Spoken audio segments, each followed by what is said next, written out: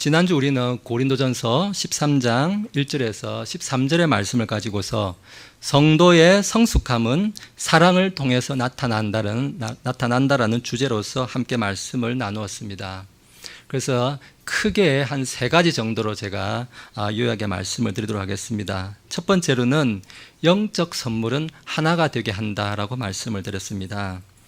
우리는 같은 주님을 고백하고 같은 주님을 의지하며 또 같은 몸, 그러니까 같은 교회를 우리가 섬긴다라고 말씀을 드렸습니다. 또한 같은 영예에서 같은 침례를 경험한다고 말씀을 드렸습니다.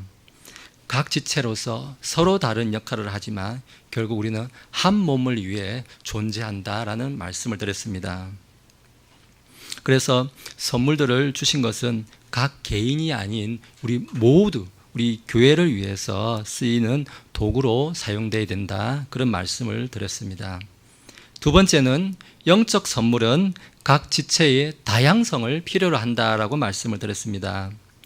몸에는 여러 지체가 있듯이 각기 또 다른 일도 있고 하기 때문에 교회도 각 지체가 각자가 맡은 그런 다양한 일을 할 때 교회가 건강한 교회로 성장할 수 있게 된다라고 말씀을 드렸습니다. 그런데 몸에 있어서 이렇게 지나치게 우리가 하나가 된다는 그 의미로 너무 한 가지 일만 한다든지 너무 한 가지 일에 매몰되게 되면은 교회가 균형이 무너진다. 몸에서도 우리가 편식을 하게 된다든지 했을 때 질병이 오듯이 교회도 마찬가지다. 너무 순수한 열정이 지나쳐가지고 한 가지 교리에 너무 매몰된다든지 했을 때 교리에 불균형이 오고 성도의 성숙함에 불균형이 올 수 있다. 그래서 오히려 주님이 주신 그 자유함을 오히려 방해하고 억압하는 그런 악영향이 있을 수 있으니 이걸 균형 있게 해야 된다라고 말씀을 드렸습니다. 그래서 이런 것들을 잘 균형 있게 해주는 가장 좋은 선물이 뭐냐? 바로 사랑이다라고 말씀을 드렸습니다. 그리스도의 몸에서 우리가 하나가 되는 것, 또 하나가 되는 한편 또 각자 지체가 다양성을 발휘하는 것, 이 모두를 균형 있게 조절해 주는 것은 성도의 사랑이다라고 말씀을 드렸습니다. 사랑으로 섬길 때 이 모든 것이 균형을 이루면서 교회가 풍요롭게 되고 또 서로를 세워주면서 그 아름다움이 영원히 지속이 된다고 말씀드렸습니다. 사랑이신 하나님께서 영원하신 것처럼 그 사랑도 우리의 그 선함에서 나오는 그 사랑에서 나오는 일도 하나님의 영원하심과 함께 같이 그 사랑도 영원하게 지속이 된다라고 말씀을 드렸습니다. 이번 주는 오늘 우리가 읽은 대로 사도행전 2장 1절에서 13절에 있는 말씀을 가지고 이 성령 강림 이 사건을 가지고 우리가 함께 고민해 보는 시간을 가지려고 합니다. 저는 지난주부터 이제 구원에 관한 그런 복음 중심에서 좀 더 이제 나아가 가지고 구원받은 성도들에게 필요한 것들, 이제 그런 특히 영적 선물들, 이런 것들에 대해서 좀 사용하는 방법이라든지 그리고 목적, 이런 것들에 대해서 좀 나누는 시간을 가지려고 하고 있습니다. 특히 오늘 우리가 읽었던 본문처럼 이 오순절의 의미, 이와 관련해서 정말 교회 안에서 많은 혼란도 있고 또 이 오순절에 대해서 이해가 부족해서 현재 많은 약한 성도들이 신앙생활에 어려움을 겪고 이단도 생기고 그런 것들이 많이 있는 줄로 알고 있습니다. 그래서 오늘 저는 이번 주에 이 오순절의 의미가 도대체 뭔가 하는 것을 한번 나누려고 합니다. 우리가 읽은 이 사도행전의 내용을 좀 크게 말씀드리면, 일단 사도행전의 기록자는 누가복음을 지은 누가가 기록했는데 그 책의 이름에도 좀 나와 있듯이 사도들의 행적을 이제 주로 이제 기록한 게 사도행전이 되겠습니다. 앞쪽 한 1장에서부터 한 12장까지는 주로 베드로의 행적이 기록이 되어 있고 한 13장부터 끝에 28장까지는 거의 이제 바울의 행적으로 이렇게 채워지게 됩니다. 사실 바울의 행적이 그래서 우리 이방인들에게서는 굉장히 중요한 부분을 차지하고 있습니다. 그래서 오늘 읽었던 2장 본문에 좀 들어가기 앞서서 앞장으로 이렇게 넘어가시면 1장으로 이렇게 좀 넘어가시면은 1장 3절에 보시면은 이렇게 예수님께서 십자가에서 고난을 받으신 후에 이제 부활을 하셔서 제자들과 함께 40일 동안 이 땅에서 계시면서 예수님이 하나님의 왕국에 관한 것들을 말씀을 하신다는 것을 내용을 좀 이야기하고 있습니다. 3절 한번 제가 읽어볼게요. 그분께서 순환을 받으신 뒤에 또한 자신이 살아계심을 절대 확실한 많은 증거들로 그들에게 보여주시고 40일 동안 그들에게 보이시며 하나님의 왕국에 관한 것들을 말씀해 주셨다고 합니다. 그래서 하나님의 왕국은 어떠한 것인지, 하나님의 왕국은 이렇게 비유를 통해서 마태복음이라든지 그런 데서 이렇게 쭉 이렇게 말씀을 해주신 들의 장면이 나옵니다. 그래서 왕국에 대해서 예수님께서 40일 동안 계시면서 제자들에게 설명을 많이 해주셨고, 또 1장 5절에 가니까 5절 제가 한번 읽어드릴게요. 너희는 이제부터 많은 날이 지나지 아니하여 성령님으로 침례를 받으리라 하시면서 앞으로 얼마 며칠이 지나지 않아서 이제 침례를 받게 될 것이다 라고 예수님이 미리 예고해 주십니다.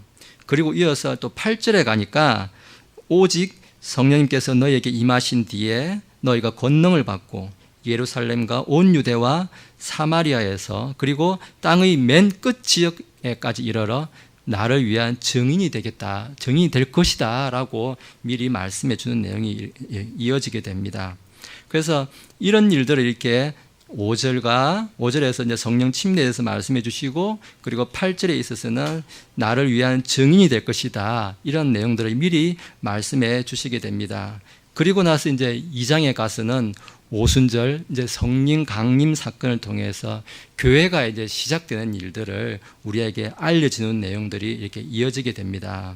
그래서 1장의 내용을 좀 간단히 요약하자면은 예수님께서는 성령 침례가 최종 종착점, 최종 목적지가 아니라 성령 침례를 거쳐서 예수님을 위한 증인이 되어야 된다라는 것을 지금 말씀해 주고 있는 것입니다. 그래서 성령 침례가 최종 목적지가 아니다. 내가 뜻하는 것은 그 다음에 있다. 증인이 되게 하는 까지 가고 있다라는 것을 1장에서 미리 예고해 주고 있습니다. 우리가 오순절이란 단어, 그리고 뭐 성령 침례, 또 뭐 방언, 이런 단어를 듣게 되면 좀, 저도 그렇지만 귀가 많이 쏠깃해집니다. 유튜브에서도 마찬가지고 뭐 교회에서도 마찬가지고, 사실 그래서 보면은 일반 교회에서는 아예 그냥 이런 것들에 대해서 설교를 아예 안 해버리는 경우도 많고요. 서로 잘 모르기도 잘 모르고 그냥 말해봤자 괜히 논란이 될까 봐서 아예 피해가기도 하고 하는 게 좀 이런 토픽인 것 같습니다. 그래서 교인들이 참 많이 이런 걸 또 오히려 접하지 못하니 또 잘 이해하지 못하고, 그러니 또 누가 또 잘못된 정보를 주면 거기에 쏠깃해가지고 잘못 끌려가고 이런 악한 일들이 생기는 것입니다.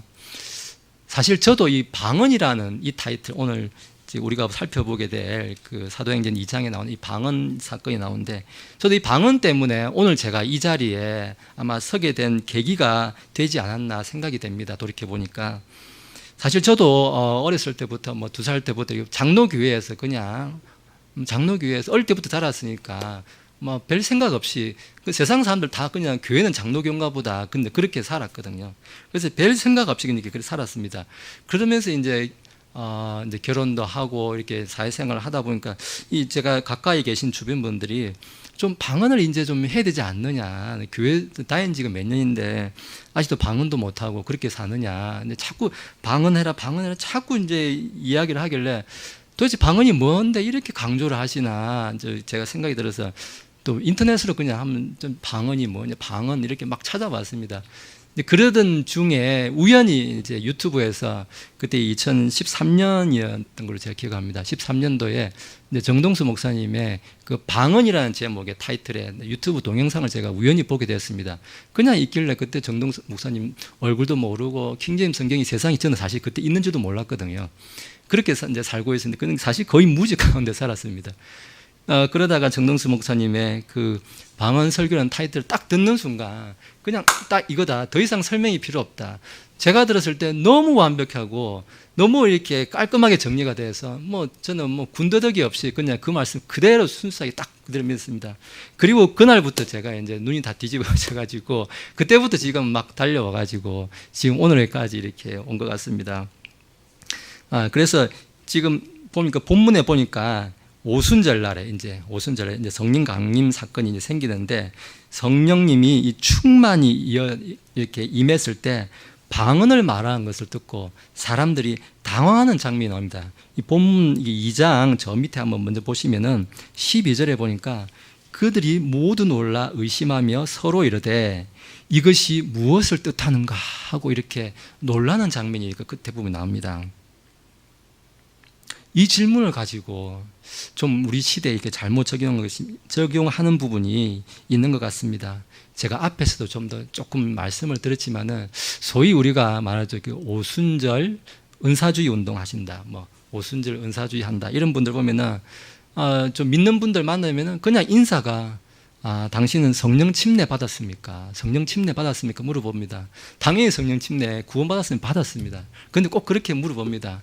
그래서 성령 침례 받았습니다. 라고 하면 그럼 바로 자동으로 이어지는 다음 질문이 그럼 방언합니까? 라고 자동으로 또 물어봅니다. 그럼 방언하지 않습니다 하면 또 자동으로 방언을 해야 됩니다. 구원받았으면 성령 침례 받았으면 반드시 방언해야 됩니다. 그렇게 자동으로 거의 이어지는 레파토리가 성령 침례 이꼬르 방언 받아야 된다. 이런 공식으로 이렇게 많이들 가고 있습니다. 그것이 과연 오늘 이 사도행전 우리가 읽었던 2장과 그 앞에 서론의 1장에서 나왔다. 이 내용들을 종합할 때 지금 그 성령 침례 받으면 방언해야 되는지 뭘 해야 되는지 그러면 성령 강림 사건 이 오순절 강림 사건과 방언 이 왜 있는 건지 이 목적이 뭔지 뭐 하려고 우리한테 주시는 건지 좀 그러한 내용들을 오늘 살펴보는 시간을 가지겠습니다. 그래서 저는 설교 제목을 오순절을 통하여 교회는 복음 전파의 사명을 받았다라는 주제로서 말씀을 나누겠습니다. 첫 번째로 이제 말씀을 드리고 싶은 제목은 뭐냐면은 하나님께서는 이 오순절을 사용하셔가지고 계획하는 것이 있으셨다는 것입니다. 그런데 이 오순절을 사용해서 하나님의 첫 번째 계획은 뭐냐? 바로 교회를 형성하는 것이었다는 것입니다. 교회를 형성하는 것이 첫 번째 오순절의 목적이었다는 것입니다. 그런데 이 오순절 지금 사도행전 2장을 이해를 하려면은 좀 함께 이해해야 될 부분이 어디냐면은 레위기 구약 성경에 보면 레위기 23장의 내용을 먼저 좀 같이 이해해야 될 필요가 있습니다. 레위기 23장의 내용은 어떤 내용이냐면은 이 구약 시대에 이스라엘 민족에게 하나님께서 주신 7 명절 그 절기들에 대해서 어떻게 지키고 언제 지키고 이런 것들에 대해서 상세하게 설명해 주는 그러한 내용들이 나옵니다. 그래서 이 하나님께서 오순절날 제자들에게 이 하나님의 영을 쏟아붓는 일, 이 성령 강림 사건을 주신 것은 결코 그냥 어쩌다가 그냥 기도하니까 막 그냥 갑자기 뜻하지 않게 주어진 것이 아니라 철저한 하나님의 계획과 섭리 가운데 이루어진 사건이었다. 하나님의 계획된 일이었다는 것을 지금 레위기 23장이 예표로서 우리한테 말씀해 주고 있습니다. 그래서 유대인의 이런 레위기 23장에 지금 나와 있는 이런 절기들을 통해서 하나님의 계획을 먼저 좀 살펴보도록 하겠습니다. 유대인에게는 크게 7명절이 있다고 이렇게 우리에게 알려져 있습니다. 매년 그 7가지 명절을 지킵니다. 그래서 이 레위기 23장에 있는 구약 시대에 주어졌지만 이 신약 시대에 적용해 보면은 예수 그리스도께서 장차 하실 일들에 대해서 구약에 미리 예표로서 그것을 요약해 놓은 요점들이다라고 다시 말씀드릴 수가 있습니다. 그 첫 번째 이제 절기가 1월 14일 유대인의 달력 이제 하나님께서 새로 정해주신 니산월이라고 하는데 우리 말로 하면 1월이라고 하는데 그 1월 14일 유월절이라는 행사가 절기가 있게 됩니다. 근데 여기서 1월 14일이라고 해서 지금 우리가 지내고 있는 이 태양력으로 지금 오늘 6월달이죠, 그죠? 6월달인데 이 6월 하나는 이 절기가 아니고 하나님께서 새로 정해주신 달력이 새로 있는 거예요. 원래 유대인의 달력은 민간 달력이 있습니다.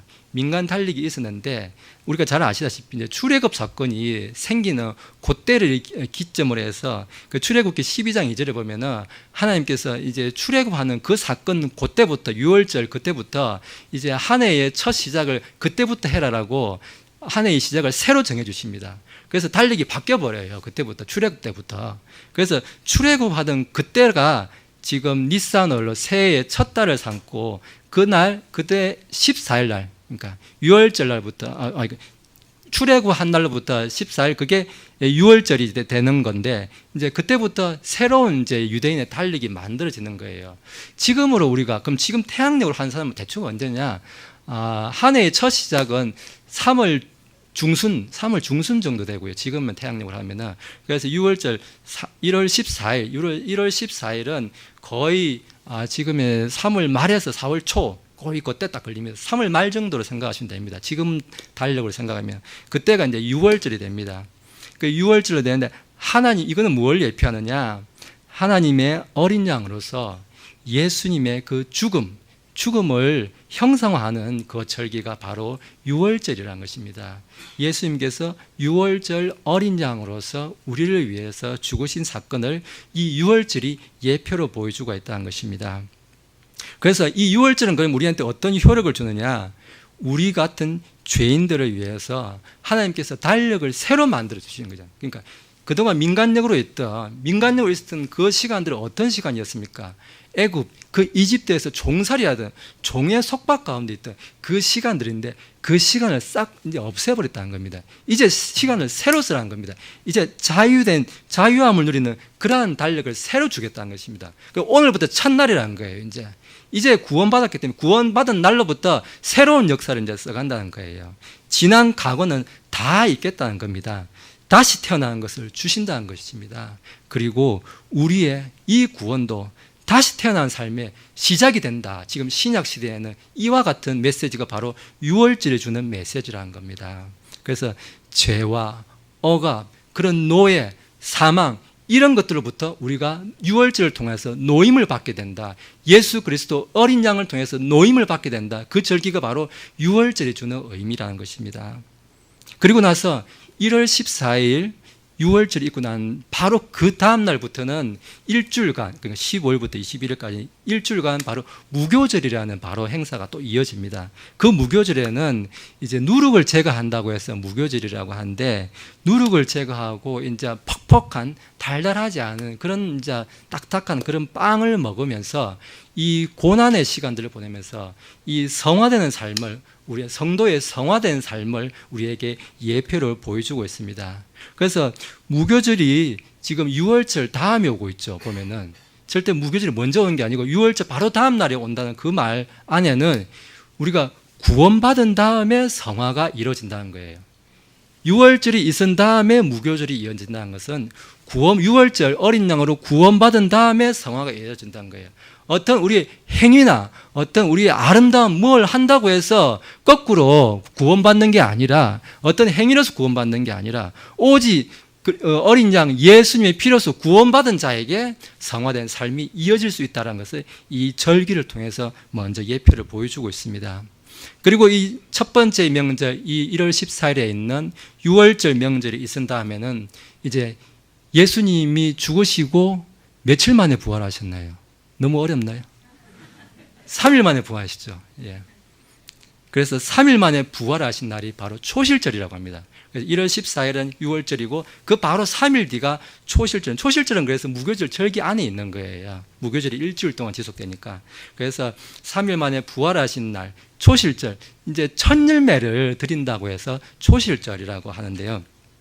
6월절 있고 나서 이제 처음 오는 안식일, 그 다음 날이 이게 초실절이 걸리게 되어 있습니다. 그러면은 안식일은, 유대인의 안식일은 무슨 요일입니까? 토요일이죠, 토요일. 토요일이 유대인의 안식일이거든요. 지금 같은 일요일 아니에요. 안식일 다음 날이 초실절이기 때문에 일요일이 초실절이에요. 지금으로 치면은 일요일이 초실절이라는 겁니다. 그래서 예수님의 그 주의 첫날에 예수님이 부활하신 날이 바로 일요일이라는 것입니다. 첫날에 사망에서 일어나셔서 잠든 자들의 첫 열매가 되셨다. 아까 제가 초실절은 첫 열매 명절이라고 했죠. 그래서 예수님께서 부활하신 자들의 처음 난, 첫 열매가 되셨다는 거예요. 그래서 예수님이 부활할 사람들의 첫 열매가 되셨다라는 것을 예표로 보여주는 것이 바로 6월절 명절이라는 것입니다. 그래서 이 신약 성경에서는 우리 믿는 예수님을 믿고 예수님의 몸에 속한 우리도 다 같이 그 첫 열매의 한 부분에 속하게 됐다. 이제 그런 것을 함께 이야기해 주고 있는데, 이걸 이야기해 주는데 야고보서 1장 18절에 보니까 제가 읽어드릴게요. 그분께서 자신의 뜻에 따라 진리의 말씀으로 우리를 낳으셨으니 이것은 우리가 그분의 창조물 중에 첫 열매 종류가 되게 하려 하심이라, 이렇게 말씀해 주고 있습니다. 구원받은 순간 우리는 예수님의 몸에 연합되어서 다 첫 열매가 된다는 것입니다.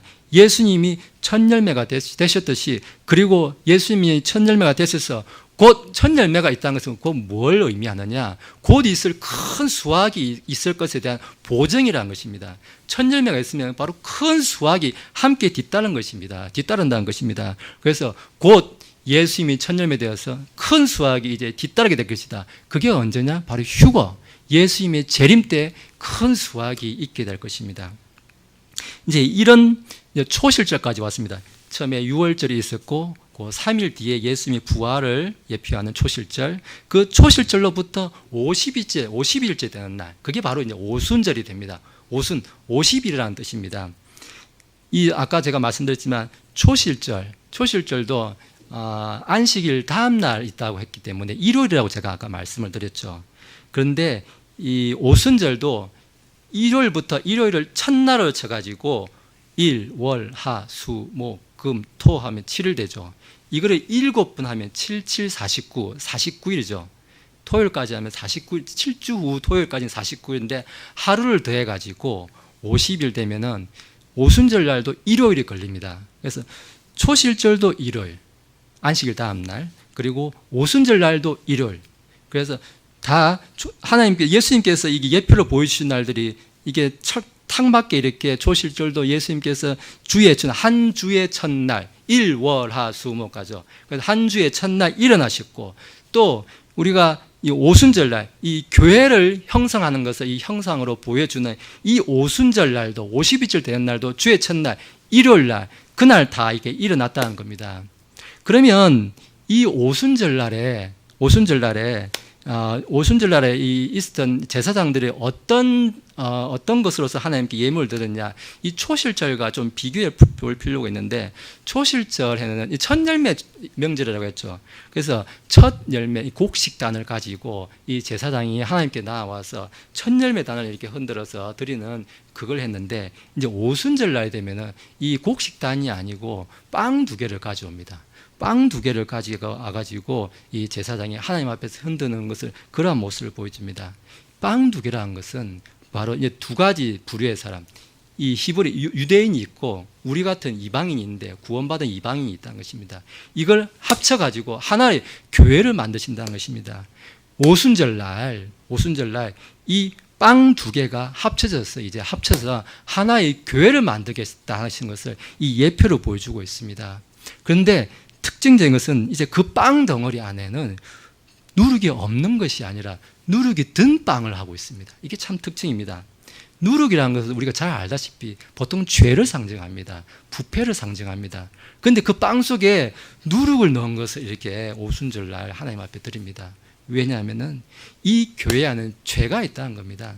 이 세상에 있는 교회는 죄가 없는 교회, 깨끗한 교회, 아무 흠 없는 교회, 그런 교회는 없다는 겁니다. 다 우리가 죄를 가지고 주님 앞에 나아온다는 것입니다. 죄를 가지고 주님 앞에 나아오기 때문에 우리가 죽기 전까지 아무도 깨끗한 사람, 의로운 사람 아무도 없습니다. 다 죄를 갖고 주님 앞에 반드시 나와서 용서받아야 될 그러한 존재가 우리 교회라는 것입니다. 이러한 것들을 지금 절기를 통해서, 지금 오순절 이 사건을 통해서는 지금 교회가 이 오순절날 지금 출발하고 있다. 구약에서부터 이런 것들을 통해서 하나하나 지금 예표로 보여주고 있다는 것입니다. 그래서 오늘 우리가 모인 날도 참 보면은 이 일요일날 모이지 않습니까? 그러니까 주의 첫날이죠. 우리가 기도할 때, 저 옛날에 좀 이렇게 때는 주의 첫날 할 때 이 주라는 것이 주님을 말하는 줄 알고 있었는데, 알고 보니까 성경에서는 이제 주가 아니고 first of week 해가지고 이제 한 주 일주일의 첫날이 주의 첫날이에요. 그래서 기도하실 때도 우리가 주의 첫날 할 때는 주님의 첫날, 물론 뭐 전혀 틀린 말이 아닐 수도 있습니다. 예수님이 그때 일어나셨으니 그렇게 할 수 있지만은, 그러나 성경에서 이 주의 첫날이라고 말하는 것은 다 일주일의 첫날을 말하는 것이라는 것을, 그걸 또 참고를 하시면 좋겠습니다. 그래서 성도들이 그날 모여서 성령 강림 사건도 있었고, 또 여기서 그게 쭉 이어지면서 오늘까지 이어지면서 우리가 일요일 날 모여서 하나님께 예배를 드리고 있다, 이렇게 이해를 하시면 좋겠습니다. 근데 이제 이런 것들을 이제 이해를 하고 하면서 이제 오순절을 생각하는 건 좋은데, 이제 또 2장 1절에 이렇게 보면은 조금 이렇게 생각을 하는 부분, 해야 되는 부분이 나오는데, 오순절 날이 충만히 임하였을 때에 그들이 다 한 마음이 되어 한 곳에 있더라, 이렇게 이야기합니다. 한 곳에 있으면서 이들이, 예수님이 아까 40일 동안 계셨다 그랬죠, 이 땅에. 40일 동안 계시고, 오순절이 언제 임합니까? 예수님이 초실절 일어나셔가지고 이제 그 오순절 오기까지 한 10일 남은 거예요. 한 10일. 올라가시고 10일. 이 오순절 성령 강림까지 한 10일 남았는데, 한 열흘 동안 성도들이 모여서 뭐 이게 대해서 뭐 마가의 다락방이다라고 얘기하시는 분들도 있고, 또 성경적으로는 이 주석서에는 이걸 또 성전이라고도 이렇게 말하시는 분도 있습니다. 근데 그건 중요한 게 아니고요. 아무튼 이 성도들이 모여서 기도 모임을 한 열흘 정도 가진 요 시간, 요 덕분에 이 기도를 열심히 하고 모여서 했더니만 하나님께서 이제 성령 강림 사건을 특별하게 허락해 주신 것이다. 그래서 우리가 지금 오순절 이 성령 강림 사건을 고대하면서 우리도 모여가지고 막 성령 주십시오 막 애타게 부르짖고, 뭐 다니엘 40일 기도한다 그러고 이런 거 해야 된다 이렇게 주장하시는 분들, 그거는 성경과 맞지 않는 그런 것입니다. 이 사람들이 모여서 열흘 동안 기도했기 때문에 죽은 것이 아니라, 아까 제가 그 유대인들의 이 절기, 유월절, 초실절, 오순절, 이런 것들을 예수님께 이 사역과 연결시키면서 우리가 살펴보았습니다. 이거는 하나님의 경륜과 섭리와 계획 안에서 이루어졌던 거지, 그냥 어떤 사람들이 몇 사람 모여서 기도하니까 하나님께서 거기에 너무 감동하셔가지고, 그래, 아이고, 이렇게 열심히 하니까 그 선물로 성령 강림 줄게, 이게 아니라는 것입니다. 교회를 형성하시기 위해서, 교회를 형성하셔가지고 복음을 선포하고 예수님의 증인이 되게 하는 이런 큰 일들 가운데, 그 일들 가운데 성령 강림 사건이라는 것이 오순절날 하나님의 철저한 계획 안에서 있게 되었다는 것입니다. 어떤 사람들이 그냥 방은 달라고 막 달라 하면 주신다고 그 은사주의 하시는 분들 얘기하는 것처럼 줄 때까지 기도하면 주신다, 그런 게 아니라는 것입니다. 오히려 그런 것이 어리석게 하나님을 구하는 것이다, 지금 그런 얘기를 하고 있는 것입니다. 그래서 이 시대에는 더 이상 오순절, 뭐 은사주의, 성령 강림, 성령 침례를 구해서는 안 된다라는 것을 이야기해 주고 있습니다.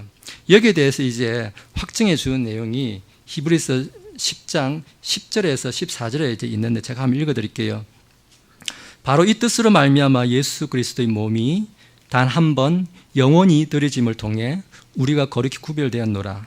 제사장마다 날마다 서서 섬기며 자주 같은 희생물을 드리되 그것들은 결코 죄들을 제거하지 못하거니와, 오직 이 사람은 죄들로 인해 한 희생물을 영원히 드리신 뒤에 하나님의 오른편에 앉으사 그 이후부터 자기 원수들이 자기 발받침이 될 때까지 기다리시느니라.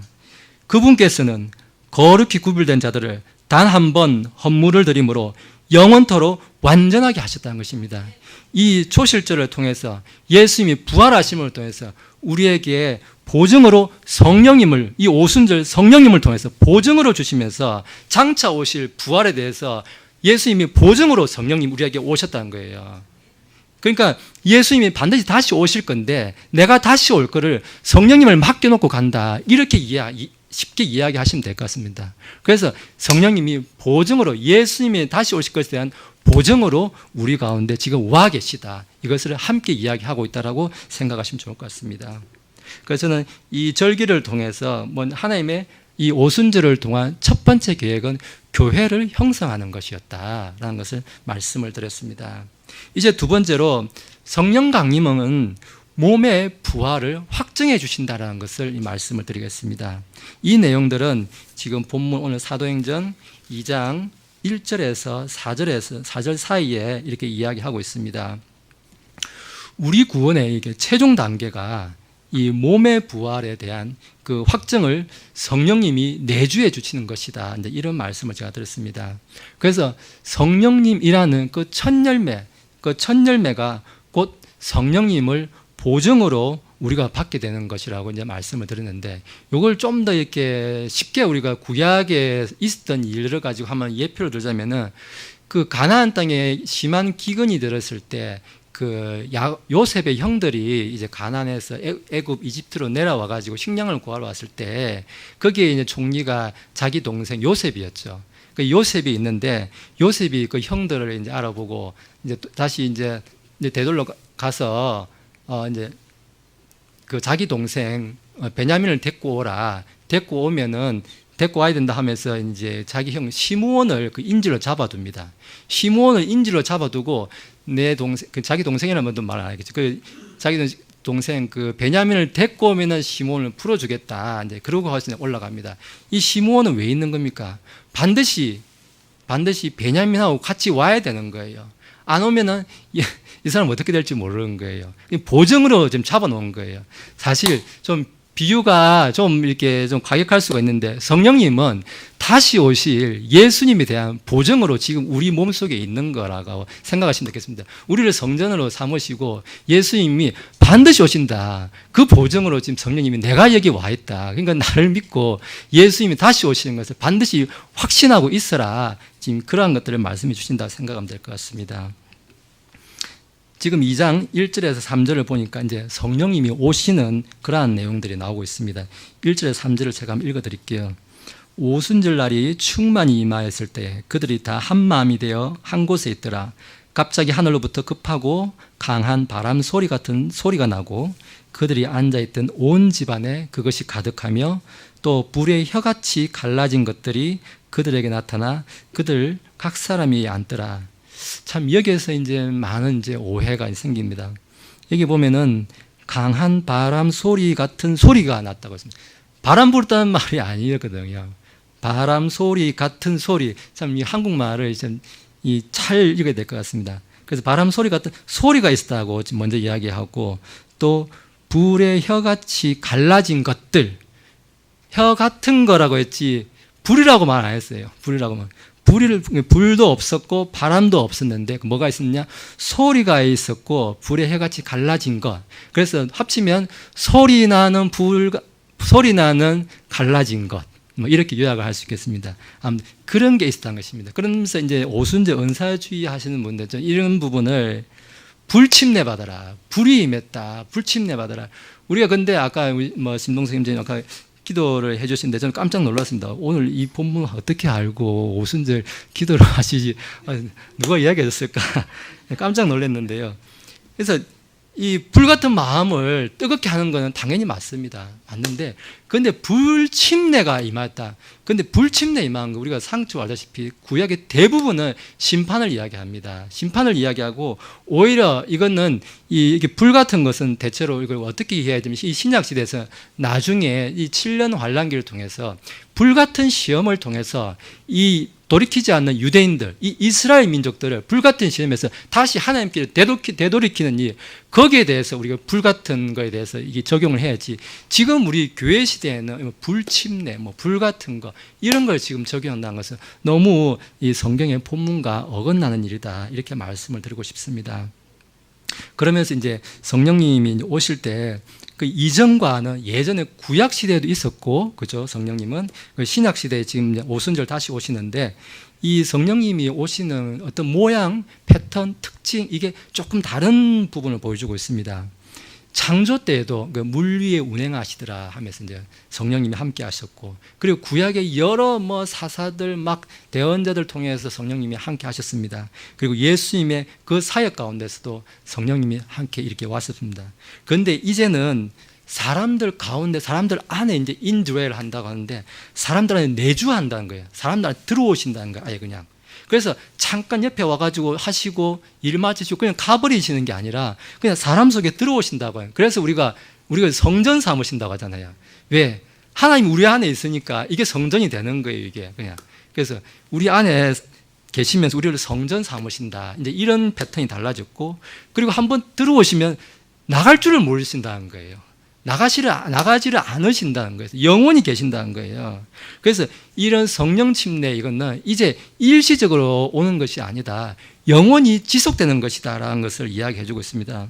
여기에 대해서 이제 정언해 주고 있는 부분이 요한복음 14장 16절에서 17절에 이렇게 정언해 주고 있는데, 내가 아버지께 구할 터인즉 그분께서 다른 위로자를 너희에게 주사 그분께서 영원토록 너희와 함께 거하게 하시리니 곧 진리의 영이시라. 세상은 그분을 받아들이지 못하나니 이는 세상이 그분을 보지도 못하고 알지도 못하기 때문이니라. 그러나 너희는 그분을 아나니 이는 그분께서 너희와 함께 거하시며 또 너희 속에 거할 것이기 때문이라고 이렇게 말씀해 주고 있습니다. 우리 속에 거하시되 영원히 거하신다는 것입니다. 그래서 우리가 이전에 복음서가 그런 게 있었는데, 내게서 성령을 거두지 마소서 뭐 이런 아마 저 복음서가 있었던 것 같습니다. 저도 이렇게 좀 자주 부르고 성령을 거두지 마소서 뭐 이렇게 불렀던 것 같은데, 아무튼 성령을 거둬 가시라고 해도 안 가신다는 거예요. 이제 내가 가라 마라 할 수 있는 상태가 아니라는 거예요. 이제는 이 구약 시대처럼 그냥 잠시 들르는 그런 성령님이 아니다. 그래서 성령님이 오시면, 한번 오시면은 영원히 구하신다, 이렇게 말씀을 하고 있습니다. 그리고 이 성령님이 오시는 것은 뭐냐? 예수님의 그 약속을 성취하기 위해서 오신 거였다라는 것입니다. 아까 우리 절기를 이렇게 쭉 나눴습니다. 6월절 있었고, 초실절 있었고, 오순절 있었죠. 이런 것들 예수님께서 이 절기에 맞게 사역을 하셨다고 이렇게 말씀드렸습니다. 예수님이 다시 오실 것에 대한 이 초실절을 통해서 예표로 첫 열매로서 먼저 보여주시고, 나중에 수확이 있을 것을 이렇게 보여주시듯이, 이런 절기에 맞게 예수님께서 사역을 하셨듯이, 그리고 예수님께서 또한 요한복음 16장 7절에도 보니까, 그럼에도 불구하고 내가 너에게 진실을 말하노니 내가 떠나가는 것이 너에게 유익하니라. 내가 떠나가지 아니하면 위로자께서 너에게 오지 아니하시리라. 그러나 내가 떠나가면 내가 그분을 너에게 보내리라. 자신이 우리에게서 이제 떠나가시면, 그러니까 하늘로 이렇게 40일 동안 계시다가 성천하시고 나서, 성천하시면 반드시 누굴 준다고? 성령님을 위로자를 우리에게 주신다고 약속을 여기서 하신 것입니다. 그 약속을 지키기 위해서라도 성령님이 우리에게 오셔서 예수님께서 자신의 약속을 지키셨다는 것입니다. 그래서 우리가 다시 오심에 대한 보증, 이런 것들을 절기를 통해서도 알 수가 있었고, 예수님이 하신 그 약속을 통해서도 우리가 알 수가 있다라고 말씀을 드릴 수가 있습니다. 그러면서 이제 성령님께서 이제 몸의 부활을 확정하시기 위해서 오시는데, 성령 이제 강림 사건이 있으면은 한번 이렇게 오시면 우리한테 영원히 아까 내주한다고 말씀드렸는데, 성령님이 우리 안에서 충만해진다, 지금 그런 말씀을 해주고 있습니다. 2장 4절에 보니까 그들이 다 성령님으로 충만하여 성령께서 그들에게 말하게 하시는 대로 다른 언어들로 말하기 시작하더라 말씀합니다. 성령으로 다 충만했다고 이야기해주고 있습니다. 우리가 성령 침례를 받고 이렇게 하게 되면은 더 이상 뭐 그 사람에 대해서 또 성령 침례 받으라, 성령 침례 받으라, 이렇게 은사주의 하는 사람들처럼 그렇게 구하면 안 된다는 것입니다. 그렇게 구하지 말고 성령 충만을 받으라, 성령 충만을 받으라, 이렇게 이야기해야 된다는 것입니다. 왜냐? 우리가 살면서 성령님의 능력은 계속 필요한 것이거든요. 왜? 우리 안에는 죄악된 본성이 끊임없이 우리를 죄로 계속 끌고 가려고 합니다. 그런데 그런 것들을, 우리 육신적인 생각을 누르는 힘이, 능력이, 믿음이 어디에서 나오냐? 바로 성령님을 통해서 주신다는 거예요. 그 믿음을 주시고 그 힘을 주시기 때문에 성령님을 계속 구해야 된다는 거예요. 그래서 여기에 대해서 보면 이제 은사주의를 끝까지 이제 주장하시는 분들은 또 이렇게 생각합니다. 성령 침례나 성령 충만이나 그 말이 그 말 아닌가요? 성령 침례 받는 거, 성령 충만 받는 거, 성령 받는 거 아니에요? 또 이렇게 이제 끝까지 이제 주장할 수가 있는데, 이걸 좀 이제 비유로 이제 우리가 생각을 하자면은, 예를 들어서 여기 계신 분 다 건강해요. 뭐 저도 뭐 특별한 이상이 없는데 기 가려운 거 좀 빼고 별 특별히 이상한 거 없습니다. 특별히 이상 없는 아주 건강하고 너무 건강한 사람한테 두통약을 지어준 거예요. 그럼 그 사람한테 무슨 효과가 있습니까? 그 두통약이? 오히려 약은 멀쩡한 사람한테 약 주면은 괜히 부작용만 나옵니다. 원래 약은 약간의 부작용이 다 있거든요. 심지어 그래서 독성학에서는 독성 없는 약은 약이 아니라고 하거든요. 세상에 독성 없는 약은 솔직히 없다고 생각합니다. 그래서 저희도 약 개발을 이렇게 하고 하면은 독성 시험을 반드시 하거든요. 근데 모든 약은 다 독성 나옵니다. 이제 크고 작고의 차이가 있을 뿐이지 다 독성 나옵니다. 심지어 그래서 이제 중국에서는 그렇게 이제 개발한다고 하던데 먼저 일단 쥐나 동물한테 먹여가지고 쥐가 죽으면 이거 약효 있겠다 이제 그렇게도 한다고 합니다. 일단 죽으면 효과 있다. 근데 약이란 것은 독이란 것은 조금 쓰면 약이 되는 거거든요. 그래서 적절하게 이제 조절하기 나름인데 아무튼 이렇게 건강한 사람한테 자꾸 약을 줄 필요가 뭐 있냐 이거예요. 안 아픈데 무슨 효과가 있냐 이거예요. 그게 나한테서. 성령님이 지금 내 안에 들어가 계셔서 성령님이 활동하고 계신데 무슨 어디서 또 새로운 성령을 또 데리고 오냐 말입니다. 좀 이게 좀 지루할 수 있겠는데 그러면 한 가지 더 비유를 들면은 자동차가 있어요. 새 차를 제가 뽑았어요. 새 차를 뽑았는데 정비사가 와가지고 부품을 자꾸 더 바꾸는 거예요. 부품 바꾸면은 그 새 차가 부품 바꾸면 더 잘 나갑니까? 더 힘이 좋아집니까? 새 차인 거예요, 그냥. 우리는 지금 새로운 창조물인 거예요. 성령님이 임한 새로운 창조물이기 때문에 새 차인 거예요. 쌩쌩 잘 나가는 거예요. 여기서 뭘 부품을 바꾸고 자시고 할 게 없다는 거예요. 뭘 자꾸 주려는 거예요. 지금도 충분히 잘 나간다는 거예요. 그래서 성령님은 또 새로운 성령 침려 주십시오. 또 주십시오. 또 주십시오. 뭘 자꾸 달라는 거예요. 그럴 필요가 전혀 없다는 거예요. 제가 이 비유로 말씀드렸습니다. 그리고 이제 이 성령 강림 사건을 통해서 이제 몸의 부활을 확증하시는 성령 강림에 대해서 말씀을 드렸고 이제 5절부터 13절까지는 성령 강림의 그 목적은 복음을 전하는 것이다라는 내용들로 이렇게 말씀을 드리겠습니다. 첫 번째로 이제 성령님이 이제 말씀하시는 대목들에 대해서 5절에서 8절 사이에 이야기하고 있습니다. 제가 5절에서 8절 한번 읽을게요. 독실한 자들 곧 유대인들이 하늘 아래 모든 민족으로부터 나와 예루살렘에 거하고 있었는데 이제 이 일이 널리 퍼지며 그 무리가 함께 와서 그들이 자기 자신의 말로 말하는 것을 각 사람이 들으므로 당황해 하더라. 그들이 모두 놀라고 이상히 여기며 서로 이르되 보라 말하는 이 사람들은 다 갈릴리 사람들이 아니냐. 그런데 어떻게 우리 각 사람이 우리가 태어난 곳에 우리 언어로 듣느냐 이렇게 이야기하고 있습니다. 자기가 태어난 마을에 동네 그 지역의 언어로 분명히 듣고 있다라고 지금 이야기하고 있습니다. 하나님을 찬양하고 지금 11절에 보니까 그들이 우리 언어들로 하나님의 놀라운 일들을 말한다고 얘기하는데 하나님의 놀라운 일, 하나님의 모든 계획과 하나님의 구원과 하나님의 섭리와 사역에 대해서 하나님의 아름답고 놀라운 일들이 이렇게 이 각각의 지역의 언어로 말하고 있는데 사람들이 알 수 있는 언어, 여기 보면 쭉 이제 지역들이 이제 15개 지역이 나오는데 알 수 있는 언어로 이렇게 말을 했지 알 수 없는 언어로 이렇게 말하지 않았다는 것입니다. 그래서 이 6절에도 있고 8절에도 있었지만은 사람들이 반드시 알 수 있는 언어로 하나님의 놀라운 일들을 선포하고 있었다라고 분명히 이야기하고 있습니다. 그래서 방언 여기 6절과 8절에 보면은 이 방언에 대해서 언급한 이 영어 단어가 6절에서는 랭귀지, 뭐 8절에서는 텅 이런 거 있는데 저도 영어 쓰는 거 정말 싫어합니다. 왜? 영어를 저도 잘 못하기 때문에요. 이 랭귀지니 텅이니 이런 거 다 지방말이라는 거예요. 지방말이라는 거예요. 저처럼 경상도 말을 쓰면 경상도 방언, 전라도 방언을 쓰면 전라도 방언, 대전 방언 쓰면 대전 방언. 방언이라는 지방의 말이라는 거예요. 그걸 사전적 찾아보더라도 다 방언이라는 지방의 말이라는 거지.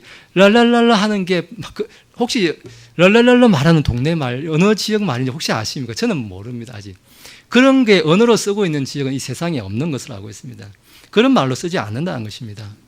그래서 본문에서는 지금 베드로와 그 외에 이제 사람들이, 여기 모인 사람들이, 지역 사람들이 이해할 수 있는 말로서 지금 말을 하면서 11절에 제가 말씀드렸듯이 하나님의 놀라운 일들을 지금 말하고 선포하고 있었다라는 것을 분명히 말해주고 있습니다. 그리고 방언의 목적을 이제 구체적으로 이야기합니다. 복음이 온 세상에 지금 들어온 것은, 이 보면 5절에 보니까 하늘 아래 모든 민족으로부터 나와라고 분명히 기록되어 있습니다. 하늘 아래 모든 민족으로부터 나와 지금 하나님의 아름다운 일, 이 위대한 일들을, 원더풀한 이 일을 지금 듣고 있었다는 것입니다. 그 말은 뭐냐? 복음이 온 세상에 퍼져나가야 된다는 것입니다. 그래서 하늘 아래 온 민족으로부터 와서 지금 이 말을 듣고 있다는 것입니다. 이 기적을 통한 이 방언의 능력을 다들 직접 눈으로 목격하고 있다는 것입니다.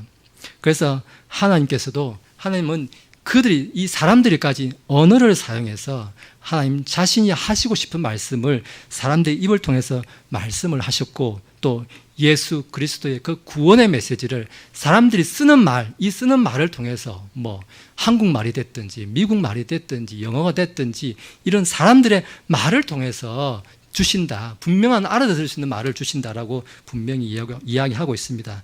그래서 방언의 목적은 온 세상 하늘 아래 모든 민족으로 하나님의 이 복음을 선포하는 것이다, 전하는 것이다, 분명히 방언의 목적을 이야기하고 있습니다. 그러면 또 이어지는 게 이제 12절과 13절에서는 뭘 이야기하냐? 복음의 효과에 대해서 이야기하고 있습니다. 복음이 그러면 전해지면 어떤 효과가 나느냐라는 것을 12절, 13절에 읽습니다. 제가 읽어드릴게요.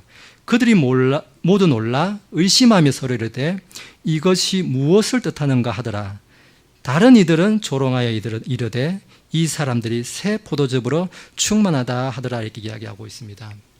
보면은 조롱하고 이런 사람들이 있습니다. 주의 깊게 이 사건을 지켜보지 못한 사람들은 베드로와 그 주변 사람들이 이 방언하고 하는 것을 들으면서 이 사람들이 새 포도즙으로 충만하다, 술 취했다고 이야기하는 것입니다. 이 사람들이 지금 아직 멀쩡한 나시가 있는데 술에 취해 있다, 이렇게 조롱을 하고 있다는 것입니다. 주의 깊지 못한 사람들은 그렇다고 하는 건데, 근데 12절에 보니까 이상히 여기고 놀라고 있는 사람들이 있는 것입니다. 이것이 무엇을 뜻하는가, 이렇게 놀라는 사람들이 있다는 것입니다. 이런 사람들은 어떤 이런 하나님의 일을 보았을 때 그 사람들이 머릿속에 든 생각은, 이게 지금 조롱할 일이 아니다. 이게 지금 하나님께서 사람의 입을 사용해서 한 번도 배워보지도 못한 말들을 하고 있네. 이 일들을 위해서 이게 지금 나한테 지금 무슨 의미가 있나, 지금 이게 지금 무슨 일이지? 이게 지금 내한테 지금 나보고 지금 뭘 어떻게 해라고 하는 거지? 지금 나한테 그 있는 사람들한테 지금 조롱하는 사람들과 같이 그냥 웃으면서 지나갈 일이 아니라 하나님의 이 위대한 일을 보고 고민하는 사람이 생긴다는 것입니다. 지금 내가 무엇을 해야 되는가? 이 시점에서 지금 내가 무엇을 어떻게 해야 되고 내가 어떤 반응을 보여야 되는가? 고민하는 사람들이 지금 12절에 있다라고 지금 이야기해 주고 있는 것입니다. 그러면서 성령님으로 이렇게 충만하게 되었을 때 우리가 보면은 이게 술 취한 사람들 이렇게 지금 비유로 이렇게 나오고 있는데, 성령님으로 충만한 사람들이 이 술 취한 사람들한테 좀 비유하는 좀 대목이 나옵니다. 거기 보면 에베소서 5장 18절에 보니까 술 취하지 말라, 거기에는 가도함이 있나니 오직 성령으로 충만하라 말씀하는데, 이게 성령님이 이렇게 충만해졌으면은 술 취한 사람처럼 되지 않는다는 것입니다. 우리가 지난주에 말씀 나눴죠. 성령님의 선물이 사랑하고 기뻐하고 서로 세워주고 감사하는 일, 이게 정신줄 놓고 하는 일이 아니라고 제가 말씀드렸습니다. 질서 없이 무질서하게 술 취한 사람처럼 할 수 있는 게 그게 하나님의 일이 아니라는 것입니다.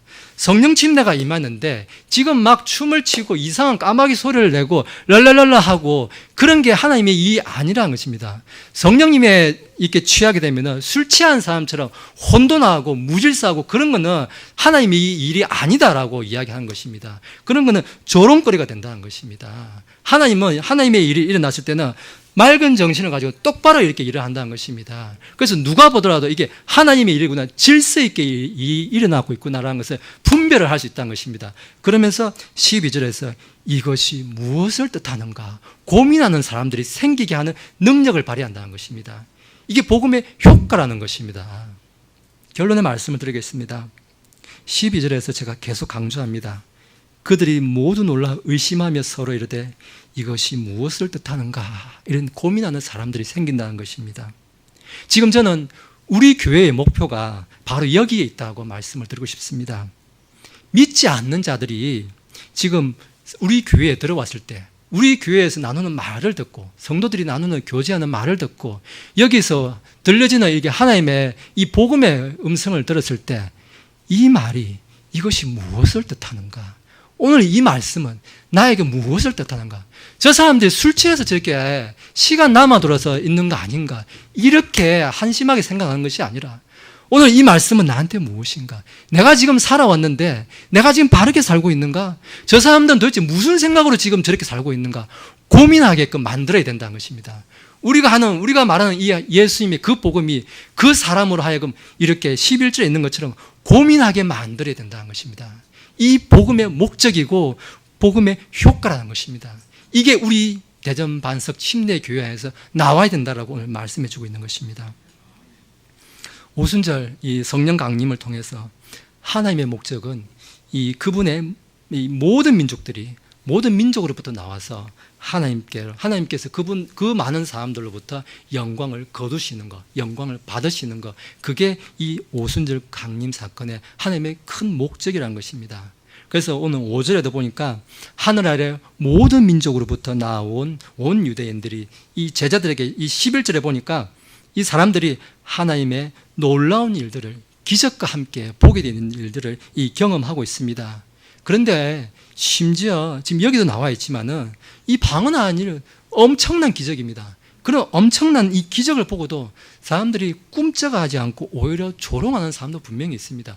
우리가 이 반석 침례 교회에 아무리 아름다운 복음을 선포하고 이게 맞습니다 이렇게 선포해도 조롱하고 에이 뭐 그런 게 어딨어 하고 그냥 죽으면 끝이지 이게 다지 하고 우리를 조롱하는 사람도 분명히 생깁니다. 그렇지만 우리가 기억해야 되는 것은 이 12절에 있었던 것처럼 이것이 무엇을 뜻하는가 하고 그들이 고민하도록 만들 수 있도록 우리 자신을 항상 생각하면서 지금 내가 하는 말 이것이 정말 하나님의 진리의 복음인지를 항상 생각하면서 저 사람한테 이런 고민을 하게 만들어야겠다, 이 사명감을 가지고 사람들을 대하고 내가 말하고 복음을 전하고 지금 그렇게 해야 된다는 것입니다. 그래서 여기 와가지고 그냥 내가 데리고 와가지고 여기 오니까 좀 편하더라, 뭐 헌금 굳이 강요 안 해서 편하더라, 뭐 이런 거 저런 거 안 시켜서 편하더라, 뭐 절기 안 지킨다 그러고 뭐 이거 안 해도 되고 편하더라, 그냥 편해서 좋아서 데리고 온다, 그거 아니라는 것입니다. 여기 오면 무거운 마음을 줘야 됩니다. 이것이 무엇을 뜻하지? 여기 왔더니 저 사람들 저렇게 하고 있는데 말도 저렇게 하고 옷도 저렇게 입고 저렇게 지금 하나님을 섬긴다 하고 있는데 지금 이게 나한테 뭘 이야기해 주나, 이걸 고민하게 만드는 우리가 되어야 된다라고 우리에게 지금 이야기하고 있는 것입니다. 지금 그래서 잃어버린 자들을 위해서 그리스도를 증거하고자 하는 그러한 소망이 나한테 있는지 여러분한테 있는지, 이러한 소망을 내가 간절한 소망을 갖고 지금 이 교회에 앉아 있는지 우리가 한번 고민해야 됩니다. 성령 침례는 그래서 개인을 위해서, 개인의 어떤 자랑거리를 위해서 어떤 그 사람이 하나님의 특별한 능력을 받았다 이런 거 하라고 있는 게 아니라는 것입니다. 자신의 삶과 예수 그리스도의 그 구원의 메시지, 그 은혜를 증언을 하면서 하나님께 영광을 이제 돌릴 수 있도록 우리 모두를 이제 그런 성령 침례를 사용해서 우리 모두를 거룩히 구별하셨다는 것입니다. 우리가 이제 그런 무리 속에 속해 있는 게 아니라 우리는 이런 성령 침례를 받아서 성령 충만을 거듭하면서 하나님의 복음, 예수 그리스도의 복음, 예수님만이 구원이시다라는 이 복음을 전하는 사명을 받았고 그러한 효과를 증언하기 위해서 이 자리에 지금 우리가 앉아 있다는 것입니다. 이것을 고민해야 된다는 것이 오늘 반석 침례 교회 주신 이 오순절의 참 의미이다라고 오늘 말씀은 정해주고 있습니다. 예, 함께 기도하시겠습니다.